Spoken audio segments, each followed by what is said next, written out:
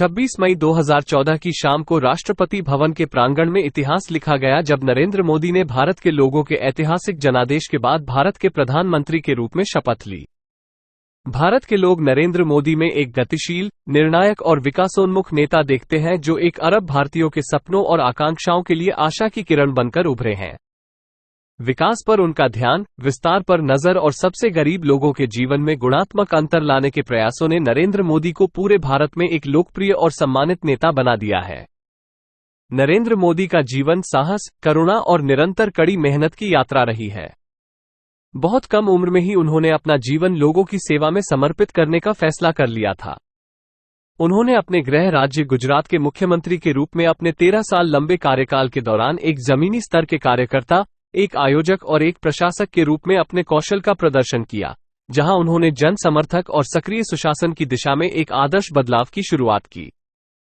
प्रधानमंत्री कार्यालय तक नरेंद्र मोदी की प्रेरक जीवन यात्रा उत्तरी गुजरात के मेहसाणा जिले के एक छोटे से शहर वडनगर की गलियों से शुरू हुई।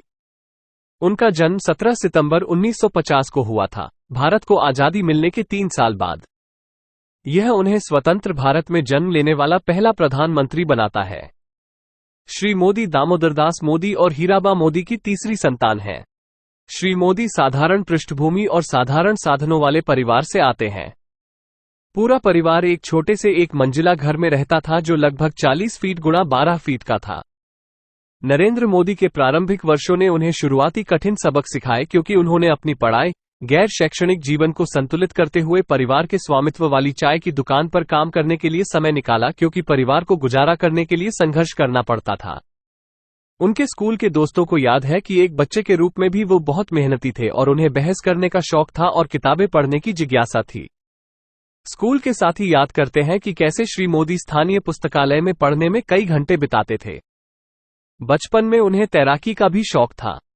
एक बच्चे के रूप में श्री मोदी के विचार और सपने उनकी उम्र के अधिकांश बच्चों की सोच से बिल्कुल अलग थे।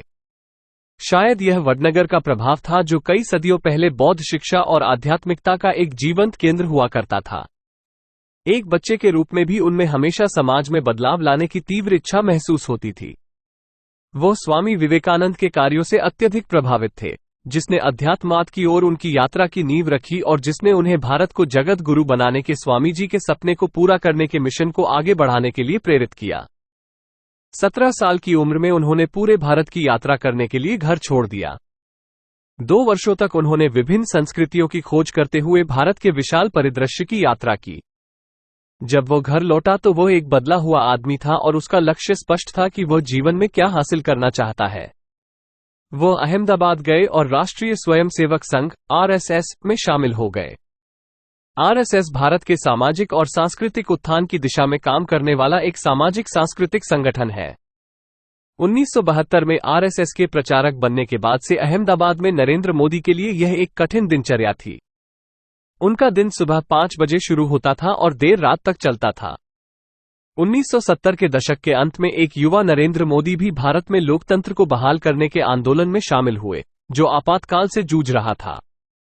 1980 के दशक के दौरान संघ के भीतर विभिन्न जिम्मेदारियां निभाते हुए नरेंद्र मोदी अपने संगठन कौशल के साथ एक संगठनकर्ता के रूप में उभरे। 1987 में श्री मोदी के जीवन में एक अलग अध्याय शुरू हुआ जब उन्होंने गुजरात में भाजपा के महासचिव के रूप में काम शुरू किया। अपने पहले कार्य में श्री मोदी ने पहली बार अहमदाबाद नगर निगम चुनाव में भाजपा को जीत दिलाई। उन्होंने ये भी सुनिश्चित किया कि 1990 के गुजरात विधानसभा चुनावों में भाजपा कांग्रेस के बाद दूसरे स्थान पर थी।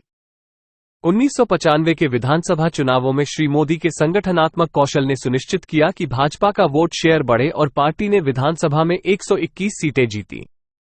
श्री मोदी ने 1995 से हरियाणा और हिमाचल प्रदेश में पार्टी की गतिविधियों की देखरेख के लिए भाजपा के राष्ट्रीय सचिव के रूप में काम किया।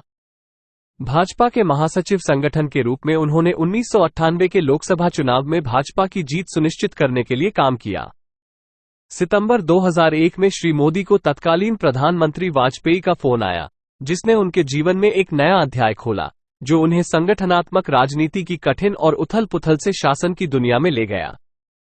एक दशक की अवधि में अपने सुशासन के लिए पहचाने जाने वाले भारत के सबसे प्रसिद्ध नेताओं में से एक के रूप में भाजपा के सर्वोत्कृष्ट संगठन पुरुष से नरेंद्र मोदी का विकास गंभीर प्रतिकूल परिस्थितियों में धैर्य, दृढ़ संकल्प और मजबूत नेतृत्व की कहानी बताता है। राजनीतिक संगठन की दुनिया से प्रशासन और शासन के क्षेत्र में आने के लिए नरेंद्र मोदी के पास न तो समय की सुविधा थी और न ही प्रशिक्षण का लाभ। श्री मोदी को पहले दिन से ही नौकरी के दौरान प्रशासन की बारीकियां सीखनी पड़ी। नरेंद्र मोदी के कार्यालय में पहले 100 दिन न केवल इस बात की झलक पेश करते हैं कि श्री मोदी ने व्यक्तिगत परिवर्तन कैसे किया, बल्कि ये 100 दिन इस बात की भी झलक पेश करते हैं कि कैसे श्री मोदी यथास्थिति को बदलने और शासन में सुधार के लिए अपरंपरागत सोच और लीक से हटकर विचार लाए। विकास और शासन के चमकदार उदाहरण के रूप में वाइब्रेंट गुजरात बनाने की नरेंद्र मोदी की राह आसान नहीं थी। ये प्रतिकूलताओं और चुनौतियों से भरा रास्ता था। पिछले दशक के दौरान अगर नरेंद्र मोदी की कोई एक विशेषता लगातार सामने आई है तो वह गंभीर प्रतिकूल परिस्थितियों में उनका मजबूत नेतृत्व है। शासन के प्रति श्री नरेंद्र मोदी के दृष्टिकोण को हमेशा राजनीति से ऊपर माना गया है। श्री मोदी ने विकासात्मक चुनौतियों के समाधान के रास्ते में कभी भी राजनीतिक मतभेदों को आड़े नहीं आने दिया। जैसा कि श्री नरेंद्र मोदी भारत के अगले प्रधानमंत्री के रूप में पद संभालने की तैयारी कर रहे हैं, प्रशासन और शासन के प्रति उनका दृष्टिकोण अपनी अभिसरण सोच के लिए सामने आता है। श्री मोदी के न्यूनतम सरकार, अधिकतम शासन के दर्शन की सर्वोत्तम अभिव्यक्ति अभिसरण शासन के लिए उनका पंच अमृत निर्माण है। उनका प्रदर्शन उनकी सरकार को राष्ट्रीय और अंतर्राष्ट्रीय मीडिया से प्राप्त कई पुरस्कारों में परिलक्षित होता है। भारत के प्रधानमंत्री के रूप में श्री नरेंद्र मोदी अपने साथ भारत के सबसे सफल मुख्यमंत्रियों में से एक और बेहतरीन प्रशासकों में से एक के रूप में समृद्ध और व्यवहारिक अनुभव लेकर आए हैं।